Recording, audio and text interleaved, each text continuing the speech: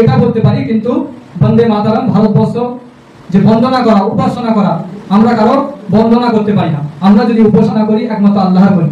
তো ভারতবর্ষের অনেক রাজনৈতিক দল আছে, তারা শিরক এবং বেদাত এবং মিথ্যা নীতির উপর দাঁড়িয়ে রয়েছে।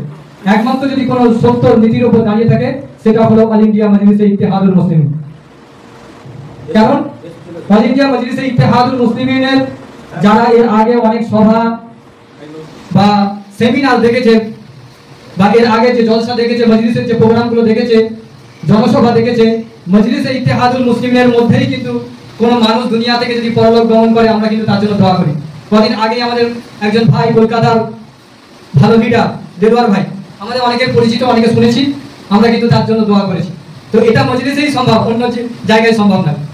তো মজলিস দুনিয়াতেও আপনাকে কামিয়াব দেবে, আখিরাতেও কামিয়াব দেবে। দুনিয়াতে কামিয়াব কেমন দেবেন?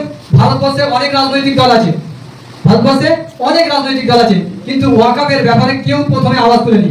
যদি কেউ আওয়াজ তুলে থাকে সেটা আমার আপনার লিডার, সেটা হলো ব্যারিস্টার আসাদউদ্দিন ওয়াইসি।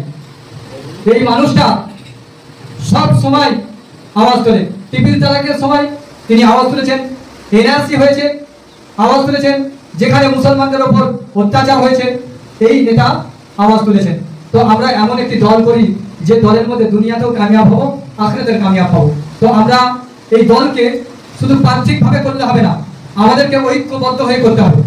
হ্যাঁ, আমি মজলিস করি, কোনো রকম মজলিসের নাম আমার মধ্যে লিস্টে রয়েছে বা আমি সমর্থন করি, তাহলে কিন্তু আমরা জায়গায় পৌঁছাতে পারবো না।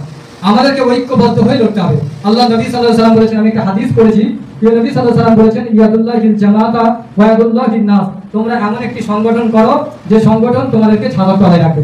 তো মজলিসই একটি সংগঠন, যে সংগঠন আপনাকে এম্পাওয়ারমেন্ট দেবে, দুনিয়াতে ক্ষমতা দেবে এবং আখিরাতেও আপনাকে কামিয়াব দেবে। কাল কিয়ামতের দিনে আল্লাহ তাবারক তাআলা বলবে তোমার লিডার কে ছিল। যদি আপনি আপনার লিডার ওই মুখ্যমন্ত্রী মমতা ব্যানার্জি হয়, আপনার লিডার যদি আখিরাত যাদব হয়, আপনার লিডার যদি রাহুল গান্ধী হয়, আপনার লিডার যদি ওই কেজরিওয়াল হয়, তাহলে কিন্তু তার সঙ্গেই হাসর